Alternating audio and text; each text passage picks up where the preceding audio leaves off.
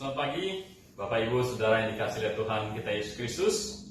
Selamat pagi kepada seluruh anggota jemaat dan simpatisan GBA Aletheia Balikpapan, dan juga semua yang menyaksikan renungan firman Tuhan di pagi hari ini. Baik, kita akan mulai renungan firman Tuhan kita. Saya mengajak kita untuk membaca Alkitab kita di dalam 2 Tesalonika pasal 2 dari ayat yang pertama sampai ayat yang ke-12. Jadi, pada pagi hari ini saya mengajak kita merenungkan firman Tuhan yang terdapat di dalam 2 Tesalonika pasal 2 dari ayat yang pertama sampai ayat yang ke-12. Saya akan membacakan firman Tuhan bagi kita. Judul perikopnya adalah Kedurhakaan sebelum kedatangan Tuhan. Ayat yang pertama, tentang kedatangan Tuhan kita Yesus Kristus dan terhimpunnya kita dengan Dia, kami minta kepadamu saudara-saudara, supaya kamu jangan lekas bingung dan gelisah, baik oleh ilham roh maupun oleh pemberitaan atau surat yang dikatakan dari kami, seolah-olah hari Tuhan telah tiba. Janganlah kamu memberi dirimu disesatkan orang dengan cara yang bagaimanapun juga. Sebab sebelum hari itu haruslah datang dahulu murtad, dan haruslah dinyatakan dahulu manusia durhaka yang harus binasa, yaitu lawan yang meninggikan diri di atas segala yang disebut atau yang disembah sebagai Allah. Bahkan ia duduk di bait Allah dan mau menyatakan diri sebagai Allah. Tidakkah kamu ingat bahwa hal itu telah kerap kali kukatakan kepadamu ketika aku masih bersama-sama dengan kamu? Dan sekarang kamu tahu apa yang menahan dia, sehingga ia baru akan menyatakan diri pada waktu yang telah ditentukan baginya. Karena secara rahasia kedurhakaan telah mulai bekerja, tetapi sekarang masih ada yang menahan. Kalau yang menahannya itu telah disingkirkan, pada waktu itulah si pendurhaka baru akan menyatakan dirinya, tetapi Tuhan Yesus akan membunuhnya dengan napas mulutnya dan akan memusnahkannya kalau ia datang kembali. Kedatangan si pendurhaka ialah pekerjaan iblis, dan akan disertai rupa-rupa perbuatan ajaib, tanda-tanda dan mujizat-mujizat palsu, dengan rupa-rupa tipu daya jahat terhadap orang-orang harus binasa, karena mereka tidak menerima dan mengasihi kebenaran dapat menyelamatkan mereka. Dan itulah sebabnya Allah mendatangkan kesesatan atas mereka, yang menyebabkan mereka percaya akan dusta, supaya dihukum semua orang yang tidak percaya akan kebenaran dan yang suka kejahatan. Mari kita berdoa sebelum kita merenungkan firman Tuhan bersama. Bapa kami yang ada dalam kerajaan surga, sungguh kami bersuka cita Tuhan di pagi hari ini, oleh karena kasih karunia-Mu kami ada sebagaimana keadaan kami sekarang ini, di mana kami bisa menikmati napas kehidupan, kami masih bisa menikmati anugerah-Mu di pagi hari ini Tuhan. Terlebih Tuhan, kami sudah membaca firman-Mu, kami ingin merenungkan firman-Mu. Biarlah Tuhan memberikan hikmat dan pengertian bagi kami, agar kami bisa mengerti firman-Mu dengan baik. Pakai hamba-Mu yang akan menguraikan firman-Mu di pagi hari ini Tuhan.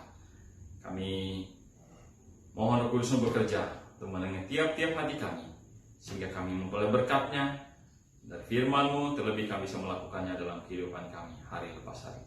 Terpuji nama-Mu, dalam nama Yesus kami berdoa, bersyukur. Amin. Bapak Ibu Saudaraku yang dikasihi oleh Tuhan kita Yesus Kristus, surat 1 dan 2 Tesalonika ini jelas dikatakan adalah surat Paulus kepada jemaat yang ada di Tesalonika. Dan Rasul Paulus pernah mengirim surat yang pertama, dan Paulus juga mengirim surat yang kedua kepada jemaat yang ada di Tesalonika. Dan Paulus mengirim surat kepada jemaat di Tesalonika karena mereka yang baru saja percaya, mereka baru saja menerima kebenaran, mereka ada masalah tentang konsep kedatangan Tuhan. Sehingga di dalam 1 Timotius pasal 4 ayat 13 sampai selanjutnya, di mana mereka tidak mengetahui bagaimana keadaan orang setelah meninggal, sampai-sampai mereka bersedih, mereka berduka cita terhadap orang-orang atau keluarga mereka yang sudah meninggal. Sehingga Rasul Paulus menulis dalam 2 Tesalonika pasal 2 dari ayat yang pertama sampai ayat yang ke-12 ini, untuk mengajarkan kepada mereka, dan tentunya mengajarkan kepada kita tentang kebenaran akan akhir zaman. Oleh sebab itulah di ayat yang pertama dia berkata apa? Tentang kedatangan Tuhan kita Yesus Kristus dan terhimpunnya kita dengan Dia, kami minta kepadamu, saudara-saudara, supaya kamu jangan lekas bingung dan gelisah, baik oleh ilham roh maupun oleh pemberitaan surat yang dikatakan dari kami, seolah-olah hari Tuhan telah tiba. Jadi ada orang pada waktu itu berkata Tuhan sudah mau datang. Karena Tuhan sudah mau datang, janganlah bekerja. Tuhan sudah mau datang, tinggalkan semuanya, kita menantikan Tuhan saja. Tetapi yang benar tidak demikian. Yang benar adalah kita menantikan kedatangan Tuhan sambil kita berkarya di muka bumi ini. Itu yang Tuhan inginkan. Tetapi saya mengajak kita mengeksposisi ayat demi ayat di dalam 2 Tesalonika pasal 2 dari ayat yang pertama sampai ayat yang ke-12. Di ayat yang pertama dengan jelas berkata demikian, tentang kedatangan Tuhan kita Yesus Kristus dan terhimpunnya kita dengan Dia, kami minta kepadamu, saudara-saudara. Bapak Ibu Saudaraku yang dikasihi oleh Tuhan Yesus Kristus, ketika Anda membaca Alkitab dari kitab Kejadian sampai kitab Wahyu, maka Anda menemukan ada banyak kitab-kitab yang berbicara tentang kedatangan Tuhan. Ada satu Tesalonika, ada kisah para rasul, ada 1 Korintus, ada kitab Wahyu, dan ada banyak kitab lain lagi. Di dalam Penjalama ada Zakaria, ada Yesaya, banyak. Mazmur juga berbicara tentang kedatangan Tuhan. Dan ketika Alkitab berbicara tentang kedatangan Tuhan, konsepnya itu berbeda dengan apa yang dunia katakan. Karena banyak orang Kristen hari ini, mereka terpengaruh oleh konsep kedatangan Tuhan yang di luar kekristenan. Karena mereka menganggap kedatangan Tuhan itu adalah di mana hari kiamat. Artinya dunia dan segala isinya hancur. Entah dikatanya ada tabrakan planet lah, entah karena kutub utara, kutub selatan mencair, dunia ini menjadi hancur gitu kan, kacau balau dan sebagainya. Jadi digambarkan dengan kehancuran matinya semua manusia, atau dikatakan dengan istilah kiamat. Tetapi kekristenan tidak berkata demikian. Di dalam kekristenan kita mengenal ada 2 kedatangan Tuhan. Yang pertama adalah kedatangan Tuhan yang pertama, di mana Allah menjelma menjadi manusia, lahir di Bethlehem, dan 33,5 tahun dia berkarya di muka bumi ini untuk menyelamatkan manusia untuk mati di kayu salib. Itu kedatangan yang pertama. Lalu kedatangan Tuhan yang kedua itu seperti apa?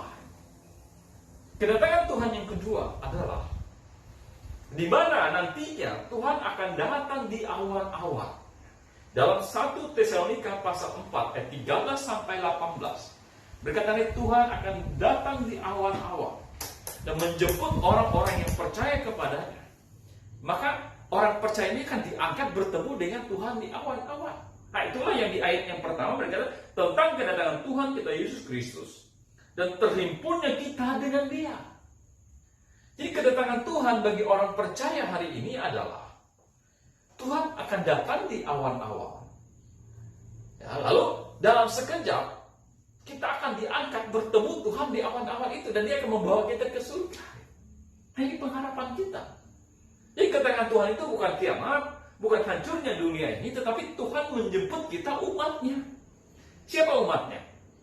Coba kita baca di dalam 1 Tesalonika ya, pasal yang keempat dari ayat 13 ya, sampai ayat yang ke-15. Katakan begini ya. Selanjutnya kami tidak mau saudara-saudara bahwa kamu tidak mengetahui tentang mereka yang meninggal, supaya kamu jangan berduka cita seperti orang yang tidak mempunyai pengharapan. Karena jika kita percaya bahwa setelah mati dan telah bangkit, maka kita percaya juga bahwa mereka yang telah meninggal dalam Yesus akan dikumpulkan Allah bersama-sama dengan Dia. Jadi siapa yang meninggal di dalam Yesus, siapa yang meninggal di dalam Yesus dan siapa yang hidup di dalam Yesus pada waktu Tuhan datang untuk yang kedua kalinya di awan-awan itu, maka orang-orang inilah yang akan diangkat dan bersatu dengan Yesus Kristus. Nah, jadi kedatangan Tuhan yang dimaksud di Alkitab adalah Dia menjemput umatnya. Dan siapakah umatnya? Mereka yang mati di dalam Tuhan, mereka yang hidup di dalam Tuhan. Di dalam siapa? Di dalam Yesus Kristus. Jadi bukan Tuhan yang lain, tetapi mereka yang mati maupun mereka yang hidup yang dalam kondisi beriman kepada Yesus Kristus. Nah, jadi karena Yesus Kristus adalah satu-satunya juru selamat. Lalu bagaimana supaya kita berada di dalam Yesus? Bagaimana supaya kita berada di dalam Yesus? Supaya apa? Supaya pada waktu Tuhan datang itu, benar-benar kita diangkat dan berkumpul bersama dengan Tuhan di awan-awan. Nah, coba kita lihat di dalam Filipi. Kita Filipi.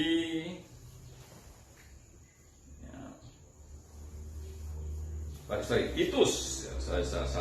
Titus. Ya, jadi Titus. Nah, dikatakan ini bahwa dan berada di dalam Dia karena percaya. Nah, jadi kita berkata bagaimana supaya kita berada di dalam Yesus Kristus? Caranya adalah kita percaya kepada Yesus Kristus.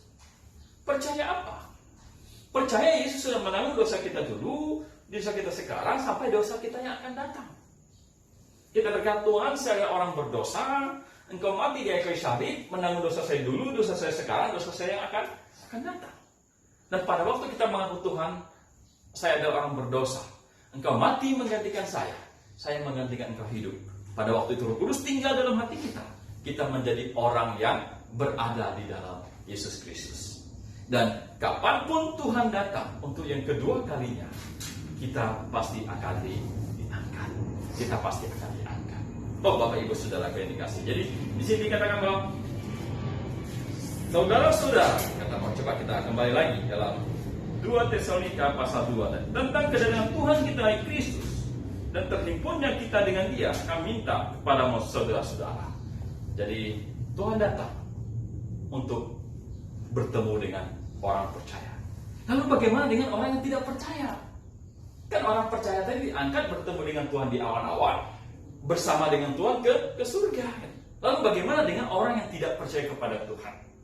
Nah, orang yang tidak percaya kepada Tuhan, mereka akan masuk zaman antikristus. Kita yang percaya semuanya diangkat. Dan orang-orang tidak percaya ini, yang masih hidup pada waktu itu, mereka akan masuk di zamannya antikristus. Di mana di sana mereka akan dianiaya, tidak bisa membeli, tidak bisa menjual tanpa menggunakan tanda mereka. Dan tanda itu ditaruh di tangan kanannya, di dahinya, itu tanda 666, itu tanda antikristus.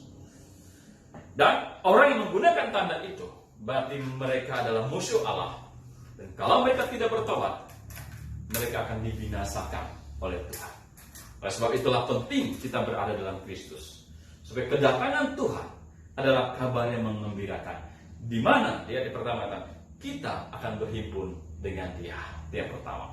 Yang kedua, coba kita lihat di ayat yang kedua. Supaya kamu jangan gelisah. Supaya kamu jangan lekas bingung dan gelisah oleh ilham roh maupun oleh pemberitaan atau surat yang dikatakan dari kami, seolah-olah hari Tuhan telah tiba.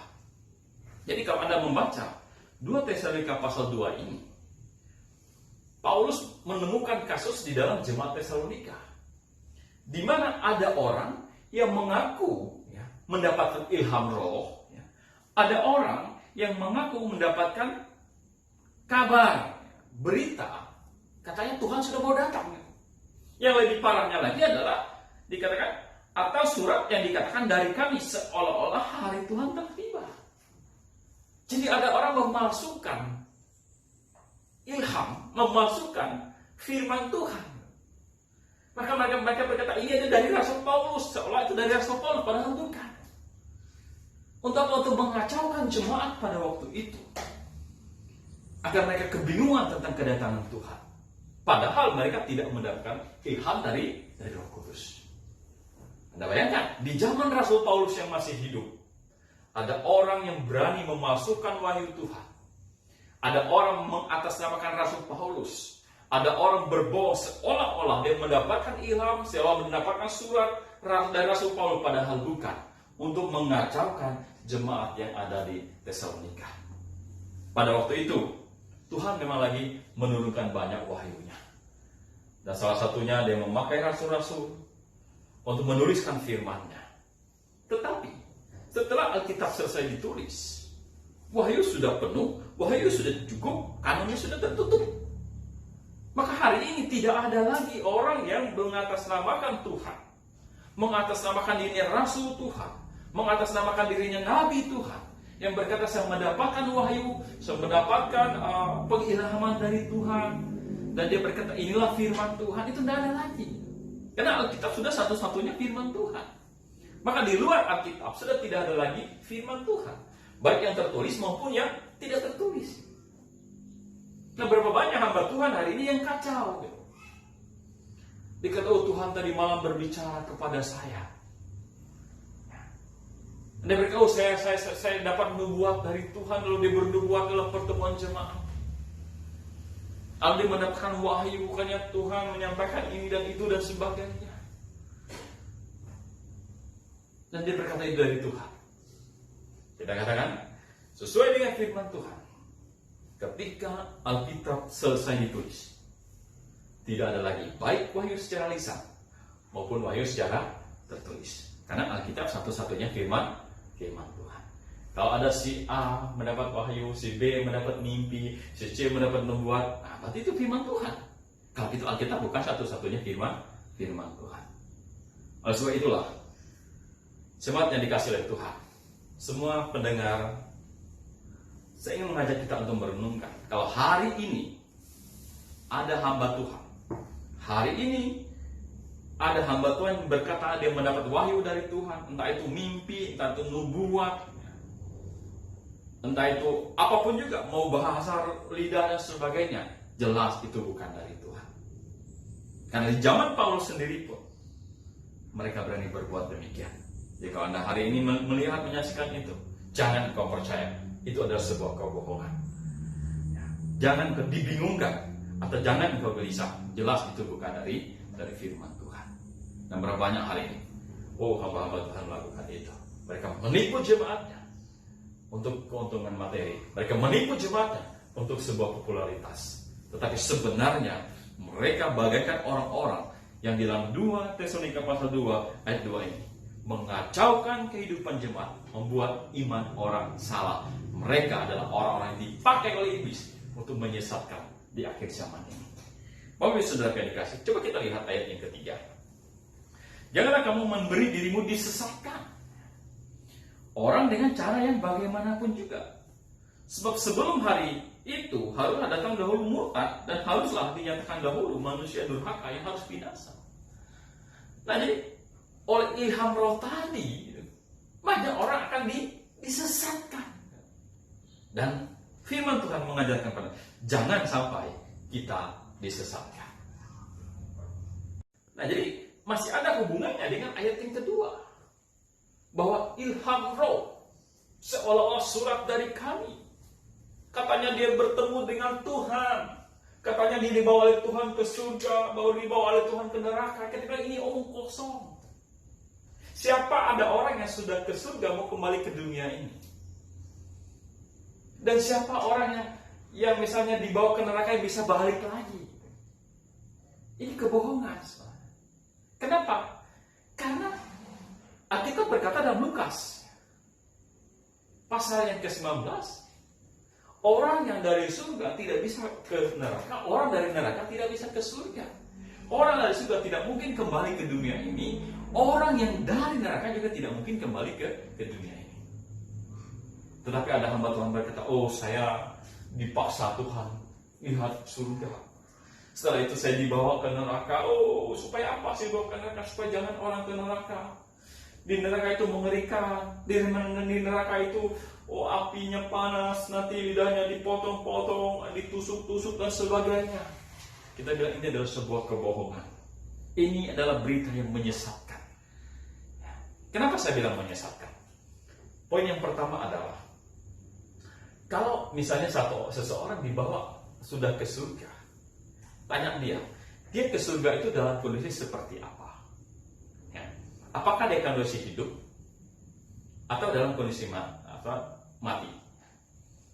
Kalau dia kondisi hidup, berarti Tuhan sudah datang. Karena kalau Tuhan datang, baru kita diangkat hidup-hidup ke surga. Nah, kalau dia kondisi mati, dia bawa ke surga. Nah, itu rohnya nggak mungkin bisa kembali lagi ke bumi. Yang pertama. Yang kedua, nggak ada orang yang sudah ke neraka bisa kembali lagi ke dunia ini. Kalau orang dari neraka bisa kembali ke dunia ini, nanti akan semua orang dari sana pasti akan kembali ke dunia ini. Lagi pula tidak ada orang dari surga bisa ke neraka, dari neraka bisa ke surga. Kalau bisa dari surga ke neraka, dari neraka ke surga, semua orang dari neraka pasti akan pindah ke surga. Ini sebuah kebohongan. Dan saya dipaksa. Untuk apa? Untuk diperlihatkan tentang neraka. Oh, neraka itu seperti apa? Oh, neraka itu katanya mengerikan. Di mana di sana ada orang yang katanya lidahnya dipegang baru dipotong-potong, ngeri katanya kalau dipotong tumbuh lagi, potong lagi, tumbuh lagi, potong lagi, tumbuh lagi. Lalu katanya dia bertanya sama Tuhan, Tuhan ini kenapa? Kok ada lidah orang ditarik, dipotong lagi? Katanya apa? Oh, ini orang yang hidup di muka bumi yang suka bohong-bohong, lidahnya dipotong-potong.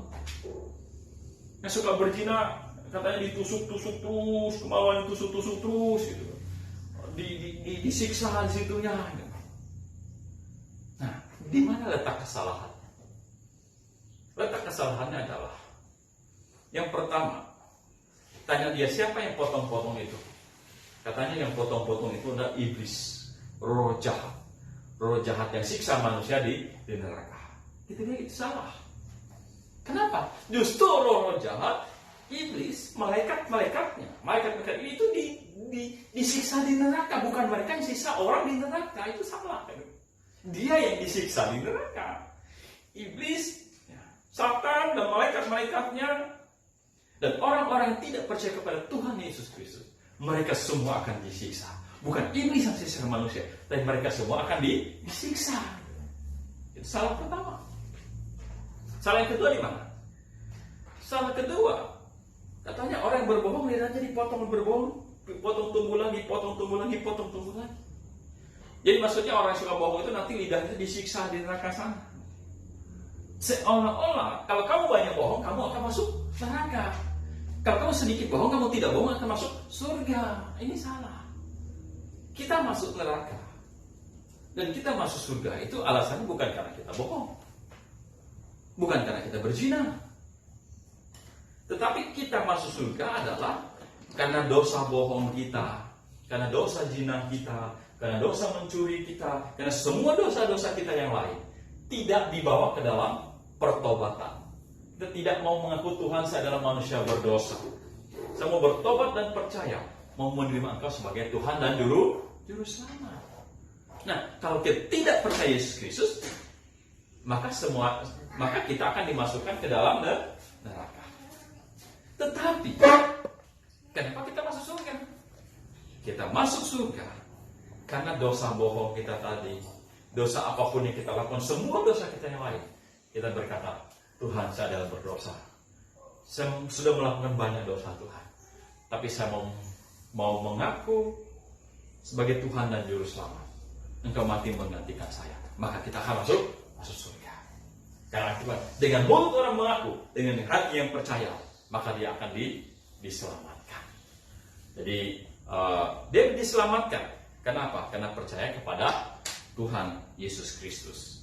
Bapak Ibu Saudara yang dikasihi oleh Tuhan Yesus Kristus. Jadi Alkitab berkata, banyak penyesatan akan terjadi di akhir zaman ini. Dan jangan sampai kita disesatkan. Karena iblis akan berusaha menyesatkan orang dengan berbagai macam cara. Saya akan bacakan lagi di ayat yang ketiga. Janganlah kamu memberi dirimu disesatkan orang dengan cara yang bagaimanapun juga. So, sebelum hari itu harus datang dahulu murtad. Dan harus dinyatakan dahulu manusia durhaka yang harus binasa. Bapak Ibu Saudara yang dikasihi oleh Tuhan, yang saya bahas tadi itu hanya salah satu dari kesesatan yang ada di muka bumi ini. Salah satu kesesatan yang digembar-gemborkan oleh banyak gereja hari ini. Dan anehnya banyak orang yang tanpa berpikir, tanpa membaca Alkitab, tanpa merenungkan firman Tuhan, mereka percaya. Nah, terus ayat yang ketiga mengatakan bahwa akan ada, harus dinyatakan dahulu manusia durhaka yang harus binasa. Jadi ada orang bertanya, apa tanda-tanda kedatangan Tuhan? Tanda-tanda yang pertama tadi adalah akan ada banyak penyesatan. Ada banyak ajaran-ajaran sesat muncul. Ya, ada hari ini ada orang yang katanya khusus melakukan mujizat. Orang ditumpang tangan, sudah. Mau agama apapun ditumpang tangan, sudah. Kalau sembuh, kesaksian, tidak sembuh, dikatakan apa? Imanmu kurang. Tetapi dari berbagai macam iman itu tidak ada diberitakan Injil. Sehingga diajak, kalau kamu percaya sembuh. Pokoknya sembuh, Tuhan hidup. Nah, kita ini salah. Harusnya orang itu diberitakan Injil. Masalah dia sembuh, tidak sembuh fisik ini, itu urusan nanti. Yang penting adalah kesembuhan secara rohani. Kalau mati tidak masuk neraka, tapi mati masuk surga. Itu yang lebih penting. Dan Alkitab berkata, akan ada penyesatan. Habis itu akan apa? Akan muncul manusia durhaka yang harus membinasakan. Nah, siapakah manusia durhaka itu? Coba kita baca dalam Wahyu pasal yang ke-13. Wahyu pasal 13. Wahyu pasal 13 di ayatnya yang ke-16. Dan ia menyebabkan sehingga kepada semua orang, kecil atau besar, kaya atau miskin, merdeka atau hamba, diberi tanda pada tangan kanannya atau pada dahinya. Dan tidak seorang pun dapat membeli atau menjual selain daripada mereka yang memakai tanda itu, yaitu nama bilangan itu atau bilangan namanya. Yang penting di sini yang hikmat. Barang siapa yang bijaksana, baiklah menghitung bilangan binatang itu, karena bilangan itu adalah bilangan seorang manusia, dan bilangannya ialah 666. Nah, di sini manusia durhaka yang harus binasa. Siapakah manusia itu? Di dalam Wahyu pasal 13 ayat 16 sampai 18 berbicara tentang antikristus. Dia katakan, baiklah engkau menghitung bilangan binatang itu, dan bilangan itu adalah bilangan seorang manusia. Dan bilangan itu adalah 666. Jadi, kalau kita lihat 2 Tesalonika pasal 2 ayat yang ketiga ini, manusia durhaka, itu berbicara masalah si antikristus. Jadi, penyesatan akan muncul dan antikris juga akan muncul. Siapa itu antikris? Antikris itu adalah seorang manusia. Jadi akan ada seorang manusia yang menjadi antikris atau antikristus. Anti itu berasal dari bahasa Yunani, yang punya arti melawan atau menggantikan. Maksudnya adalah dia ingin melawan Kristus. Dan bagaimana cara dia melawan Kristus? Caranya dengan menggantikan Kristus disembah oleh manusia. Jadi sebenarnya ingin menggantikan Kristus menjadi pusat penyembahan manusia di muka bumi ini. Supaya orang jangan lagi menyembah kepada Yesus Kristus, jangan lagi percaya kepada Yesus Kristus. Mereka maunya semua orang ini akan percaya dan menyembah si antikristus ini. Nah, itu adalah antikristus. Dan manusia durhaka yang harus binasa. Jadi sebelum kedatangan Tuhan akan ada banyak penyesatan. Dan hari ini makin hari makin banyak penyesatan. Anda harus serius belajar firman Tuhan agar tidak disesatkan. Yang kedua adalah akan muncul si antikristus. Si antikristus. Dia adalah pribadi yang nantinya akan disembah. Dia adalah pribadi yang akan dipuja untuk menggantikan Yesus Kristus dari hati manusia. Itu tujuan dia. Coba kita lihat di ayatnya yang ke-4. Yaitu lawan yang meninggikan diri di atas segala yang disebut atau yang disembah sebagai Allah. Bahkan ia duduk di bait Allah dan mau menyatakan diri sebagai Allah. Itu tujuan antikris apa? Supaya orang jangan menyembah Yesus Kristus, tapi sembahlah saya sebagai si antikris. Mau jadi seperti itu. Bahkan dia akan duduk di bait Allah dan akan menyatakan diri sebagai Allah. Sembah saya sebagai Allah. Nah, ini kapan terjadi? Kalau kita membaca tentang akhir zaman, bahwa ketika orang percaya diangkat, maka antikris bekerja. Setelah antikris bekerja, maka akan didirikan bait Allah.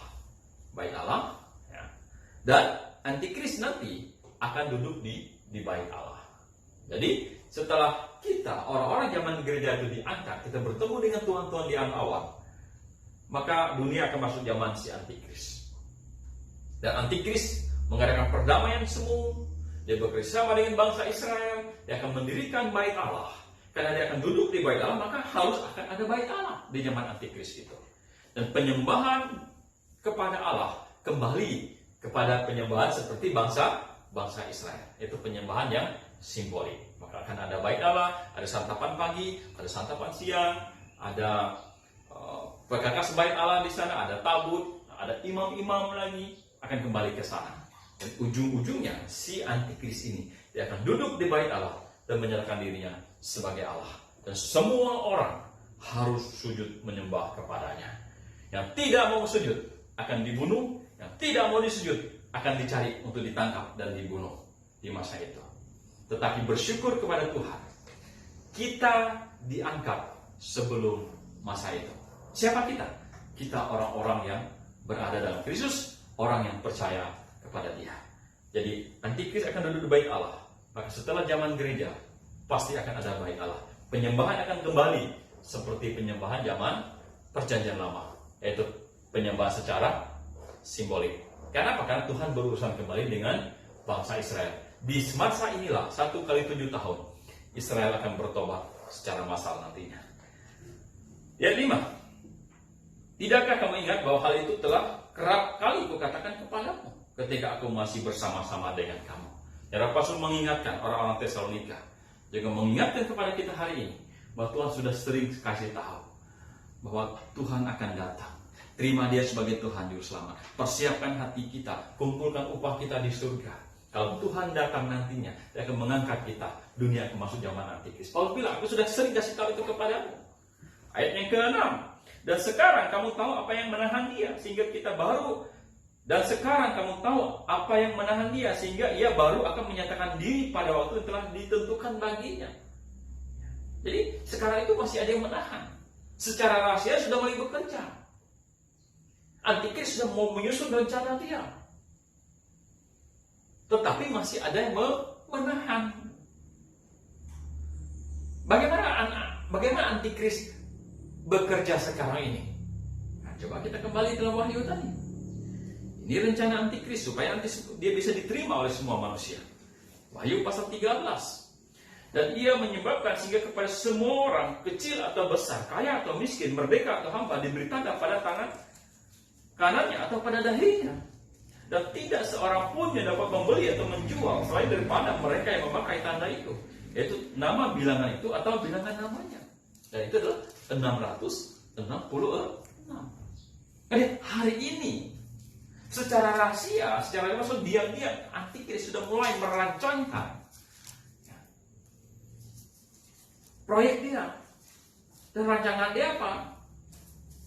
Orang tidak mungkin bisa membeli, tidak mungkin bisa menjual, tidak mungkin bisa melakukan apa-apa kalau tidak menggunakan tanda itu. Dan tanda itu akan ditanam di tangan kanannya atau di kakinya.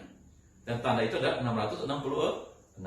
Dan tanda itu bisa berupa chip yang ditanamkan, yang menyebabkan orang tidak bisa beli, tidak bisa jual. Anda bayangkan. Semuanya dikontrol oleh si antikris. Semua data, semua rekening, semua saldo, semua data kesehatan, semua data diri kita, semua apapun juga. Ya. Mungkin nanti data aset kita, data keamanan, data apapun semua ada di chip itu. Mau naik pesawat harus menggunakan itu, mau belanja harus menggunakan itu. Nggak ada lagi uang cash.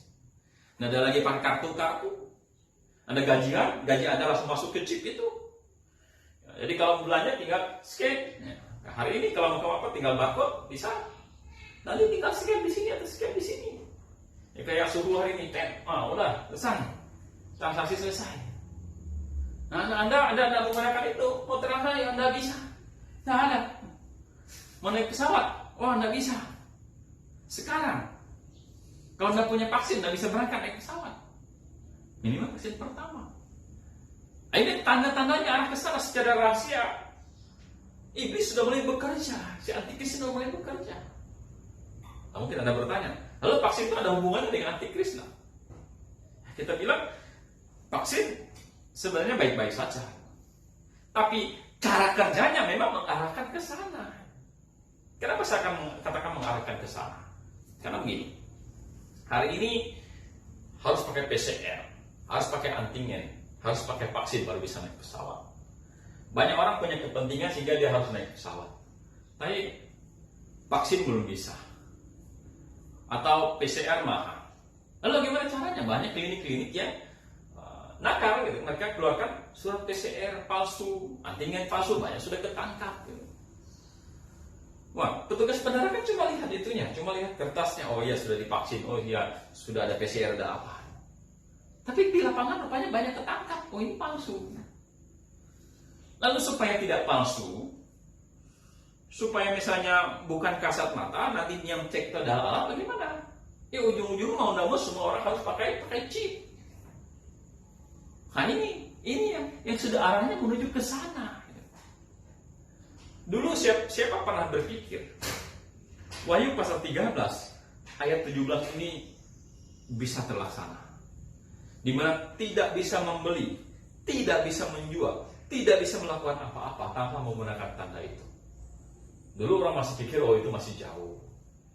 Tapi dengan adanya pandemi COVID-19 membuat seluruh dunia kemana-mana harus pakai vaksin, kemana-mana harus pakai vaksin, kemana-mana harus pakai antigen, kemana-mana harus pakai PCR. Tanpa tanda itu tidak bisa berbuat apa-apa. Dan karena ada pemalsuan, ada orang yang OTG berkeliaran di mana-mana, oh nanti akan dipasang itu. Yang OTG bisa dia, oh kamu kenapa kamu keluar dari rumah? Dipantau, gitu, dikuasai dari sana. Intinya adalah Antikris sudah mulai bekerja. Itu mengajarkan kepada kita kedatangan Tuhan sudah semakin dekat. Kedatangan Tuhan sudah semakin dekat. Karena Tuhan bilang, harus ada penyesatan, harus dinyatakan dahulu manusia durhaka. Itu si Antikris itu. Maka Tuhan akan datang. Kita akan berkumpul bersama dengan Dia di awan-awan. Itu artinya apa? Itu artinya bahwa kesempatan kita di dunia ini sudah semakin dekat. Karena Tuhan sudah semua datang. Gitu. Jadi kesempatan kita untuk melayani Tuhan itu sedikit sekali. Gitu.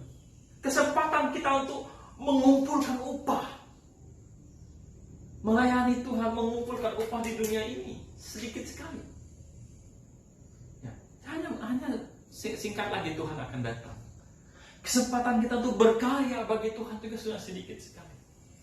Karena itulah, khusus kepada jemaat GBA LTD Balikpapan dan juga semua yang mendengarkan renungan firman Tuhan di pagi hari ini. Kalau Anda berkata, oh saya sudah diselamatkan, saya adalah orang-orang yang sudah berada di dalam Kristus Yesus karena saya sudah menerima Dia sebagai Tuhan dan Juru Selamat. Kalau Anda yakin akan hal itu, maka Anda pasti akan dihimpun bersama-sama dengan Tuhan. Tetapi sudahkah Anda mengumpulkan upah? Sudahkah Anda mempergunakan waktu sedikit ini untuk berkarya bagi Tuhan? Waktumu, tenagamu, hidupmu, apapun yang kau miliki, sudahkah Anda berkata, saya ingin pergunakan ini untuk waktu yang sedikit ini untuk memuliakan nama Tuhan? Atau sebaliknya, Anda berfokus pada dunia ini, mengumpul harta sebanyak mungkin untuk dunia ini, untuk kesenangan dunia ini dan sebagainya. Padahal waktunya sudah sangat singkat, kesempatannya tidak banyak lagi. Jangan sampai Anda mengumpulkan untuk hal yang sia-sia, Anda mengumpulkan untuk suatu hal yang akan ditinggalkan, Anda mengumpulkan untuk hal-hal yang tidak ada artinya, kan tidak dibawa ke dalam kekekalan. Itulah Tuhan adalah kerinduan kita, ke semua orang yang sudah diselamatkan, sungguh-sungguh bisa mempergunakan waktu yang singkat ini untuk kemuliaan nama Tuhan. Itu. Coba kita lihat selanjutnya ayat ke-6. Dan sekarang kamu tahu apa yang menahan dia, sehingga dia baru akan menyatakan diri pada waktu yang telah ditentukan baginya. Jadi si Antikris ini sudah mulai bekerja, tapi masih ada yang menahan dia. Jadi yang chip tadi sudah mulai diarahkan, pengontrolan dunia ini sudah mulai diarahkan, seluruh dunia harus tunduk pada sistemnya, dia sudah mau diarahkan, tapi masih ada yang menahannya. Baru dia bakal menyatakan diri setelah yang menahan ini diangkat. Yang ketujuh, karena secara rahasia kedurhakaan telah mulai bekerja, tetapi sekarang masih ada yang menahannya. Kalau yang menahan itu disingkirkan, pada waktu itulah si pendurhaka baru akan menyatakan diri. Tetapi Tuhan Yesus akan membunuhnya dengan nafas mulutnya dan akan memusnahkannya kalau ia kembali. Jadi secara rahasia, diam-diam, Antikris sudah mulai bekerja. Tapi masih ada yang menahannya. Nah, kalau yang menahan ini diangkat, pada waktu itu dia akan menyatakan bahkan dirinya.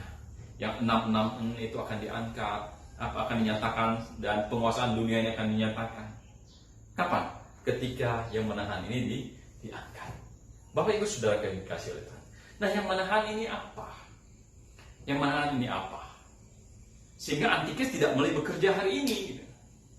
Nah, ada banyak pandangan tentang ini.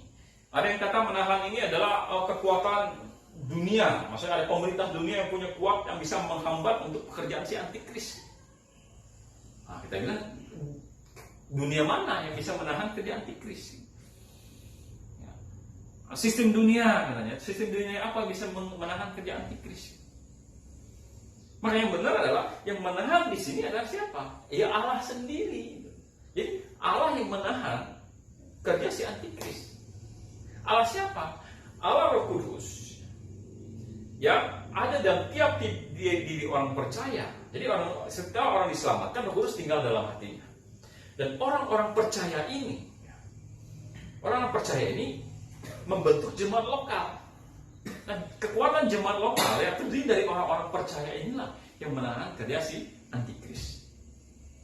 Kenapa saya bisa berkata demikian? Karena kita berkata, setelah Tuhan datang, orang-orang percaya diangkat, baru Antikris bisa bekerja. Artinya apa? Artinya kita, orang-orang yang sudah diselamatkan hari ini, punya peran besar dalam dunia ini. Kenapa? Karena kita yang ada Roh Kudusnya, membentuk jemaat lokal. Inilah yang menahan kerja Antikris hari ini. Antikris tidak bisa bekerja sebelum Tuhan angkat orang-orang percaya. Karena adanya orang-orang percaya di muka bumi inilah, maka Tuhan intervensi supaya Antikris tidak mulai bekerja. Tetapi akan waktunya Tuhan datang dan kita diangkat, baru dia bisa mulai bekerja.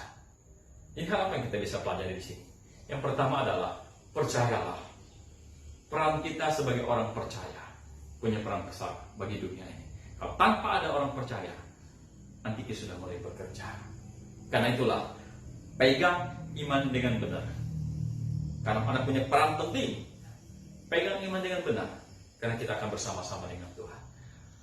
Apapun, jangan sampai engkau tukarkan dengan imanmu kepada Yesus Kristus. Dan tidak ada satupun di muka bumi ini yang sebanding dengan imannya kepada Yesus Kristus. Itu yang pertama. Yang kedua, ini mengajarkan kepada kita pentingnya orang yang sudah diselamatkan untuk berada dalam jemaat lokal. Karena jemaat lokal yang terdiri dari orang-orang diselamatkan inilah yang akan menahan kerja Antikris. Jadi kalau Anda sudah diselamatkan, adalah kehendak Tuhan untuk berada dalam jemaat lokal, menggabungkan diri dalam sebuah jemaat lokal. Karena tidak ada orang yang sudah diselamatkan tapi tidak menjadi anggota jemaat, itu salah. Itu maunya si iblis. Gitu. Supaya apa? Supaya tidak ada jemaat lokal di muka bumi ini. Lalu, kenapa saya katakan demikian? Karena ada banyak orang hari ini dia tidak menjadi satu anggota jemaat. Dia hari ini pergi ke gereja ini, besok pergi ke gereja B, besok ke gereja C. Kalau ditanya kamu gereja mana? Oh, saya gereja jalan-jalan. Saya di mana-mana ada gereja saya. Maksudnya dia hari ini dia ke Pentakosta, besok ke Karismatik, besok ke Protestan, besok ke Katolik, minggu depan kemana lagi, minggu depan kemana lagi. Dan dia semua gereja sama. Saya katakan, kalau Anda punya pikiran begitu, dan semua orang punya pikiran begitu, maka tidak ada gereja di muka bumi ini. Kenapa? Karena waktu kita di sini, ya di sini kosong, ke sana kosong dan sebagainya. Ini kekacauan. Dan itu maunya si iblis. Tapi Alkitab berkata, gereja lokal yang terdiri dari orang-orang sudah diselamatkan, itu yang menahan kerja Antikris hari ini. Oleh sebab itu, kalau Anda sudah diselamatkan, percaya kepada Yesus Kristus, maka mau tidak mau Anda harus bergabung dalam sebuah jemaat untuk menjadi tiang penopang dan dasar kebenaran. Terus apa lagi? Coba kita lihat ayat yang ke-8. Pada waktu itulah si pendurhaka baru akan menyatakan dirinya, tetapi Tuhan Yesus akan membunuhnya dengan napas mulutnya dan akan memusnahkannya kalau ia datang kembali. Jadi kita diangkat, dunia masuk zaman Antikris, 7 tahun dia berkuasa. Maka di akhir masa 7 tahun itu, Tuhan Yesus akan membunuhnya dengan napas mulutnya. Maksudnya dengan napas mulutnya apa? Dengan firman-Nya. Sama seperti langit dan bumi diciptakan oleh firman-Nya.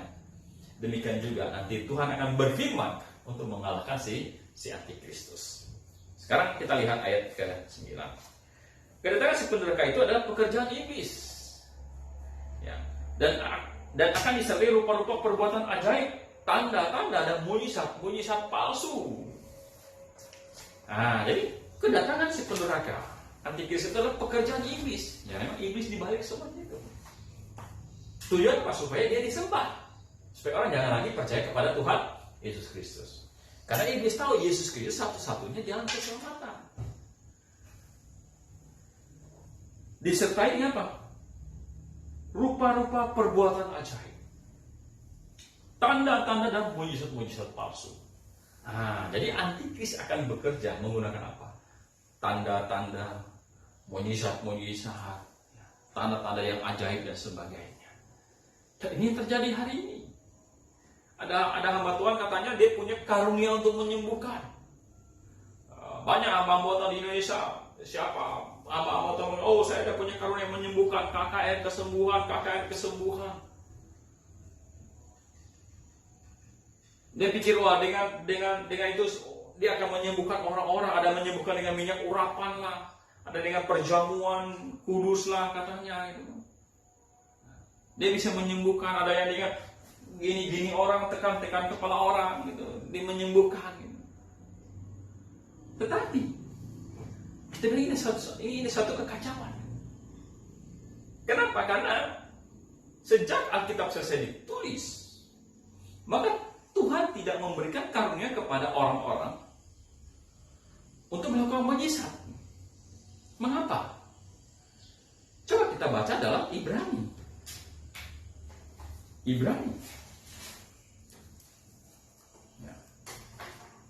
Ibrani pasal yang kedua ayat 4. Ini yang banyak tidak dipahami oleh mereka yang sesat.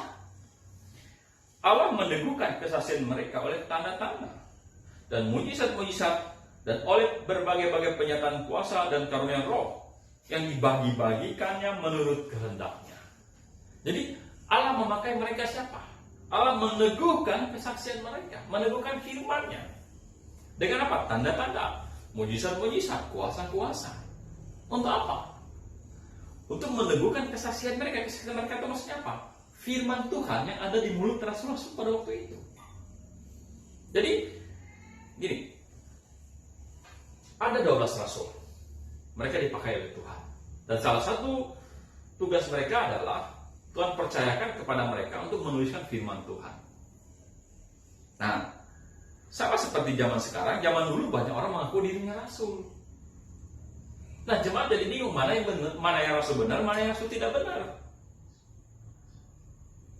Nah, supaya jemaat tidak bingung, Tuhan meneguhkan kesaksian rasul yang benar ini dengan apa? Dengan tanda-tanda, dengan kuasa-kuasa dan mujizat. Sehingga para rasul mereka mengadakan mujizat. Ya, orang lumpuh mereka doakan berjalan. Ya. Orang kusta disembuhkan. Orang buta melihat. Ya. Sapu tangan ditaruh sembuh. Orang mati dibangkitkan. Ya. Itu kenapa? Karena mereka Tuhan kasih kuasa. Yang tidak ada seperti hamba Tuhan sekarang ini. Oh, kamu kurang iman jika tidak sembuh. Semua mereka pasti sembuh semua.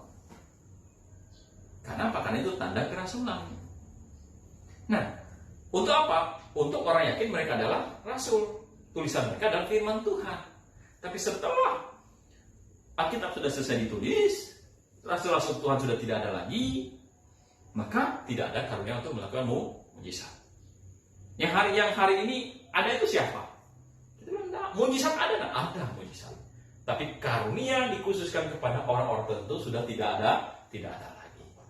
Justru sebenarnya iblis, si antikris, menggunakan hamba-hamba Tuhan palsu itu untuk menawarkan mujizat.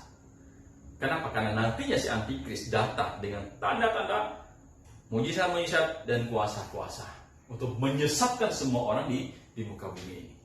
Untuk mempersiapkan orang yang penting ada mujizat, yang penting dalam nama Yesus, itu pasti dari Tuhan Yesus. Padahal tidak demikian. Anda dengar di Indonesia ada banyak hamba Tuhan yang dulunya KKR kesembuhan, KKR kesembuhan, KKR kesembuhan, KKR kesembuhan. Tapi giliran ada COVID, nggak ada semuanya, tiarap semuanya. Mana kesembuhannya? Kalau benar-benar dulu sembuh tuh mana? Ya udah, kamu datangin orang-orang COVID, doakan mereka. Ada yang bilang, menubuatkan, oh COVID, tenanglah, diam dan tenanglah. Harus bahasa roh supaya imunnya meningkat. Belakangan apa? Bikin vaksin juga mereka. Kenapa? Diam tenang dan diam-diam. Sudah 2 tahun. Nah, terus apa lagi? Bahasa roh sampai bagaimana juga nggak sembuh-sembuh juga. Banyak yang mati juga. Kan? Bikin vaksin. Maksud logikanya jalan. Ujung-ujungnya bikin vaksin mereka. Kacau, saudara. Mana hamba Tuhan? Yang bukan minyak urapan menyembuhkan, mana? Tidak ada. Kenapa? Karena mereka adalah yang pembuat mujizat-mujizat palsu. Iblis ingin pakai mereka untuk mempersiapkan jalan si antikris itu. Sehingga orang tidak mau berpikir kalau dalam nama Yesus sembuh itu pasti dari Tuhan. Padahal, coba kita lihat Wahyu pasal yang 13. Coba kita lihat ya. Dan ia menyatakan tanda-tanda yang dahsyat. Ayat 13. Bahkan yang menurunkan api dari langit ke bumi di depan mata semua orang. Ia menyesatkan mereka yang diam di bumi dengan tanda-tanda yang telah diberikan kepadanya untuk dilakukannya di depan mata binatang-binatang itu.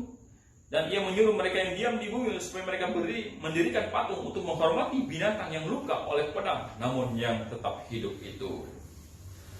Nah, jadi ayat 16, dan ia menyebabkan sehingga kepada semua orang, kecil atau besar, kaya atau miskin, mereka atau hamba diberi tanda pada tangan kanannya atau pada dahinya.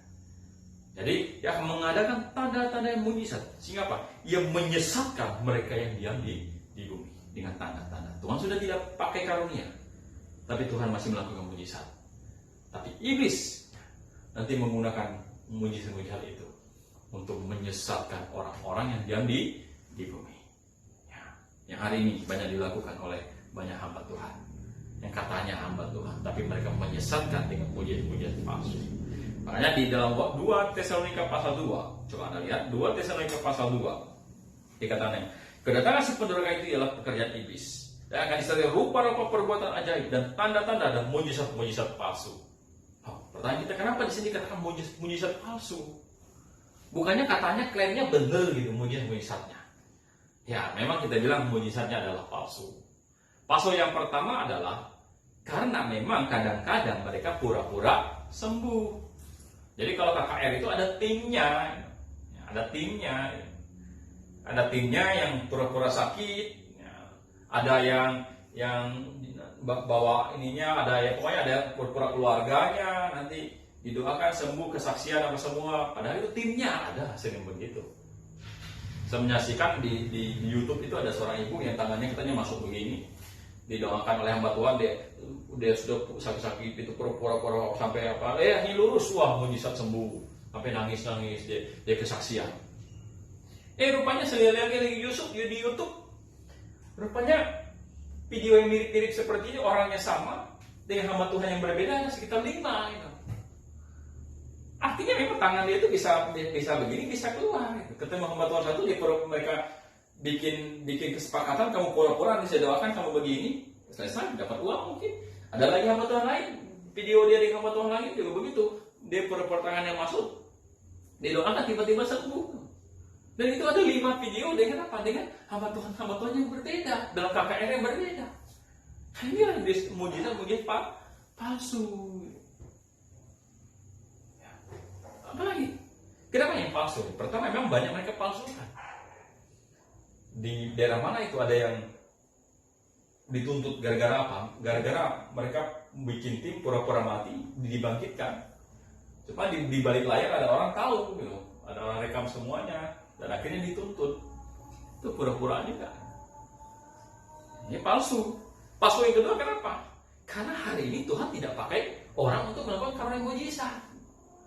Jadi siapapun yang mempunyai karunia mujizat hari ini bukan dari Tuhan, itu pasti dari iblis. Untuk menyesatkan orang, mempersiapkan jalan bagi si antikristus. Terus coba kita lihat di ayatnya yang ke 10. Dengan rupa-rupa tipu daya jahat terhadap orang-orang harus binasa karena mereka tidak menerima dan mengasihi kebenaran yang dapat menyelamatkan mereka. Nah, di ayat 10 ini Tuhan memberikan suatu peringatan.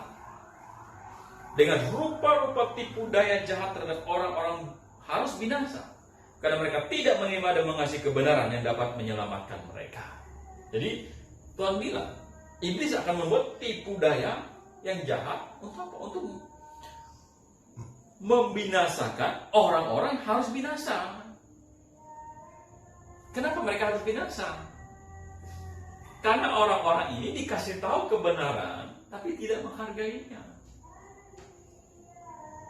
Kita bilang tidak ada orang yang dari surga ke neraka, dari neraka ke surga. Tidak ada itu. Tapi dia percaya hamba Tuhan yang berkata demikian.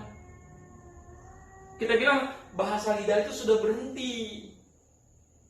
Bahasa lidah itu yang di Alkitab itu adalah benar-benar bahasa. Bukannya seperti hari ini gitu kan. Dan itu sudah berhenti ketika Alkitab sudah selesai ditulis. Berdasarkan 1 Korintus 13 ayat 8-10. Ketika yang sempurna tiba, maka bahasa lidah, pengetahuan, berkata-kata dalam pengetahuan, nubuat sudah berhenti. Yang sempurna itu apa? Yang sempurna itu ada Alkitab selesai ditulis. Kita kasih tahu itu kepada mereka. Dan mereka tidak mau menerimanya. Mereka tidak menghargai kebenaran. Mereka bilang, yang penting kan saya sudah merasakannya. Jadi pengalaman lebih tinggi posisinya dari Alkitab.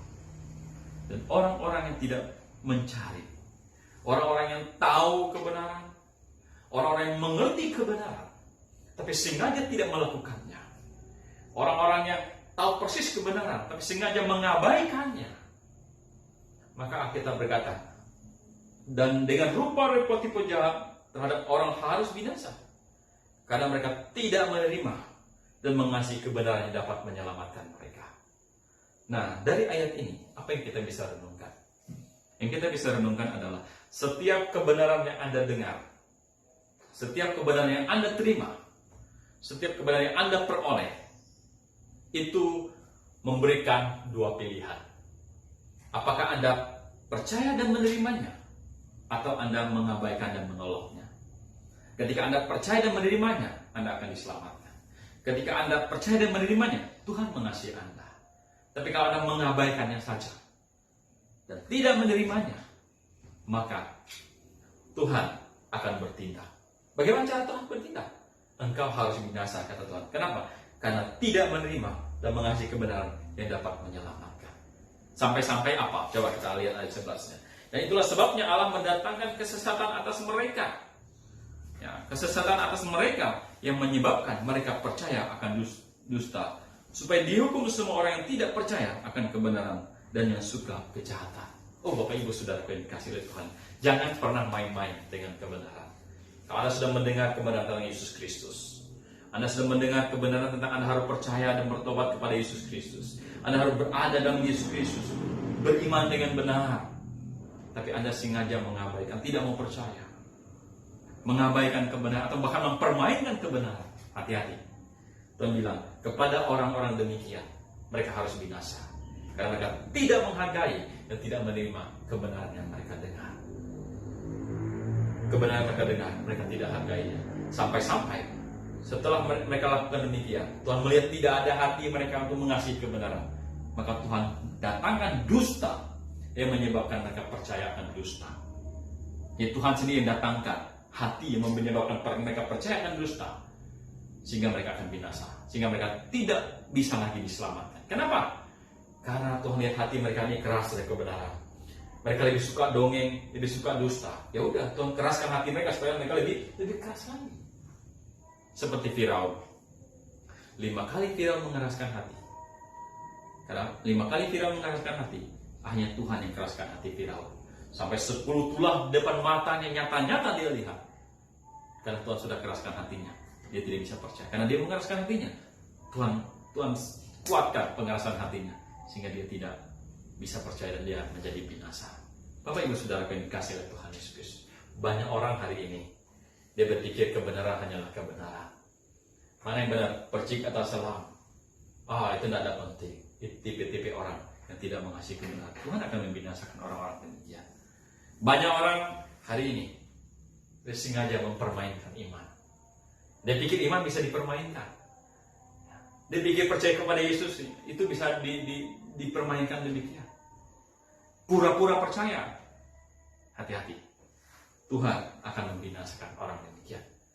Karena dia tidak mau menerima kebenaran dan tidak mengasihinya. Tuhan pasti akan menghukum.